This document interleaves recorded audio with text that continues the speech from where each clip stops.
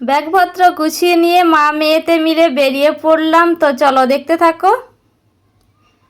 নমস্কার, কেমন আছো সবাই? মিতালি লাইফস্টাইলে তোমাদের অনেক অনেক স্বাগত, অনেক অনেক ভালোবাসা। প্রতিদিনের মতো আজকেও হাজির হয়ে গেছি তোমাদের সামনে নতুন একটা ব্লগ ভিডিও নিয়ে। আর আজকের ভিডিওতে আমার সংসারের কাজবাজ ছাড়াও আমরা কিন্তু কোথাও একটা বেরিয়েছি। তোমরা কিন্তু পুরো ভিডিওটা দেখতে থাকো, তোমাদের সাথে আমি পুরোটাই শেয়ার করছি। আর সকালে দেখো আজকে ব্রেকফাস্টে বানিয়ে নিয়েছি ডিম টোস্ট।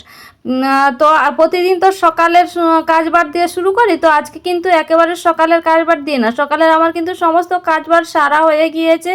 স্নান পুজো সমস্ত কিছুই কিন্তু হয়ে গিয়েছে। তারপরে কিন্তু আমি এই যে সকালে ব্রেকফাস্টের জন্য এখন কটা বাজে না, এখন বাজে ওই 9টা মতো। তো ডিম টোস্টগুলো বানিয়ে নিচ্ছি। আর আজকে ডিম টোস্টে না একটু কাঁচা লঙ্কা কুচি দিয়েছি, তো তোমাদের দাদাভাই ঝাল খেতে পারে না বলে লঙ্কাটা দিই না, তো আজকে একটু লঙ্কা দিতে ইচ্ছে করলো। তো ওকে আমি লঙ্কাগুলো বেছে বেছে লঙ্কা ছাড়াই দিয়ে দেবো, আর আমরা লঙ্কাগুলো দিয়ে খাবো। তো এর মধ্যে একটু লঙ্কা দিলে, কাঁচা লঙ্কা দিলে কী হয় বলো তো, বেশ খেতে ভালো লাগে। যখন মুখে পড়ে না তখন বেশ ভালো লাগে, যার কারণে আজকে একটু লঙ্কা দিয়েছি।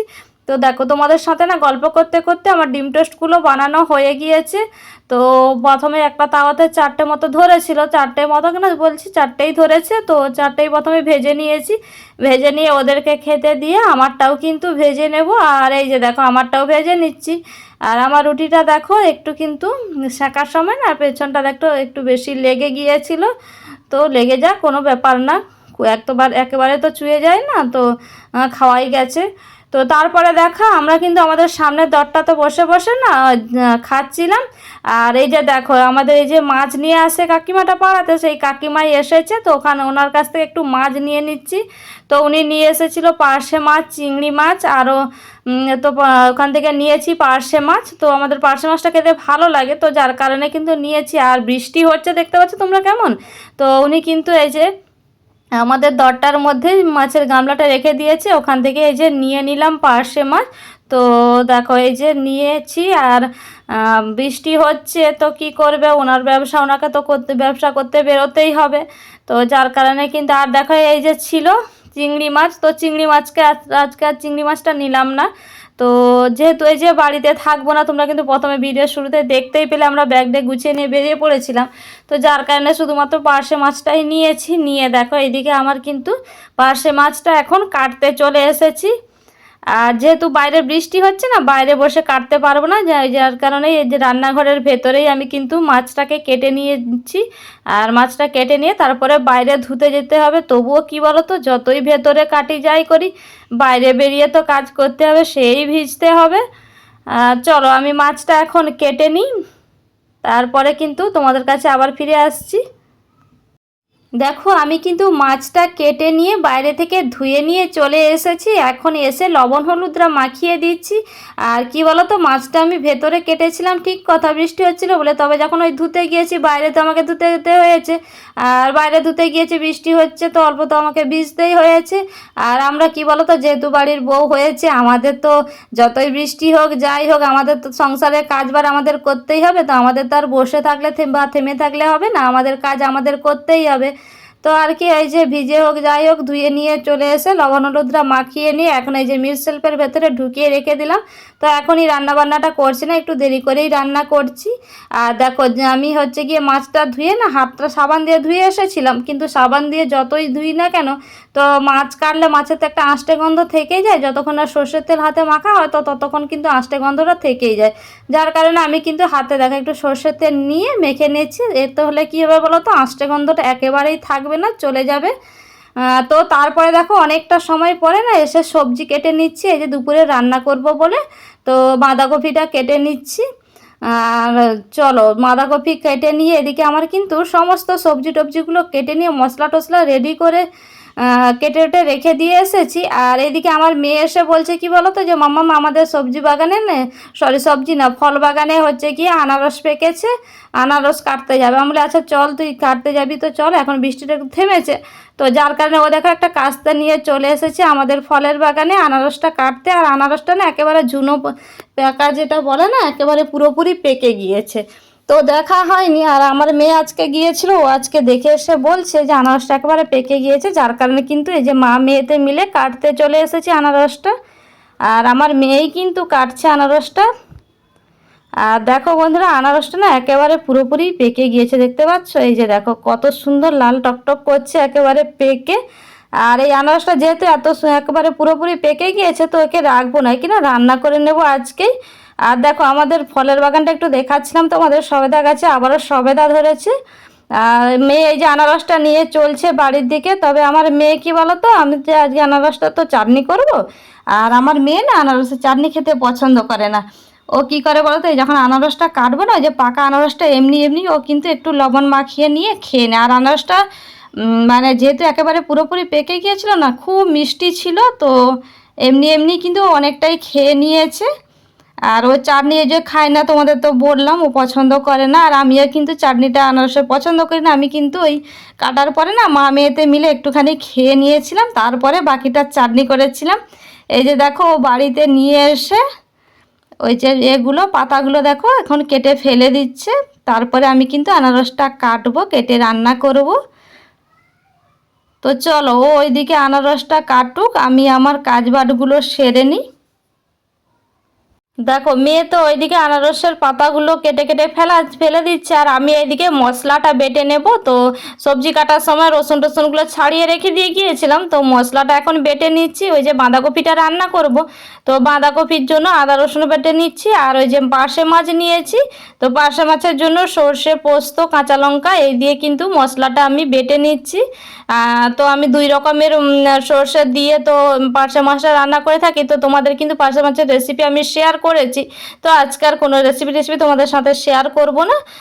তো আমি যেভাবেই রান্না করে থাকি প্রতিদিন, আমি কিন্তু আজকেও সেভাবেই রান্না করব। তো যার কারণে কিন্তু মশলাটা আমি বেটে নিচ্ছি। আর এই যে সর্ষেটা যে বাটলাম, তো সর্ষেটা এখন ছেঁকে নিচ্ছি। তো আমি কিন্তু এইভাবেই তোমাদের দেখিয়েছিলাম আগের দিনকে যখন রেসিপি বানিয়েছিলাম, পার্শে মাছের রেসিপিটা যখন দেখিয়েছিলাম, তো আমি কিন্তু এইভাবেই সর্ষেকে বেটে নিয়ে না ছেঁকে নিই। তাহলে কি হয় বলো তো, ওই যে সর্ষের যে গোটা গোটা অংশগুলো ওগুলো বেরিয়ে যায়, আর জলটা কত সুন্দর একেবারে প্লেন হয়ে বেরিয়ে যায়। তো তারপর দেখো আমার কিন্তু সমস্ত কিছু করা হয়ে গিয়েছে। এখন এই যে গ্যাসে কড়াইটা আমি বসিয়ে দিলাম, এখন রান্নাটাও বসিয়ে দেব। তো চলো রান্না বান্নাগুলো আমি এখন করে নিই আগে। দেখো আমি কড়াইটা বসিয়ে দিই না, ওতে তেলটাও দিয়ে দিয়েছিলাম, তেলটা গরম হয়ে গিয়েছে। তো এই পর্যায়ে আমি এখন মাছগুলোকে দিয়ে দেবো। আর আমি তো জানোই পার্শে মাছ যখন রান্না করি তখন আমি একেবারে কড়া করে ভাজি না, তো এপিট ওপিট ভেজে নিয়ে কিন্তু মানে হালকা করে একটা ভেজে নিয়ে তো আমি তারপরে কিন্তু রান্নাটা করব।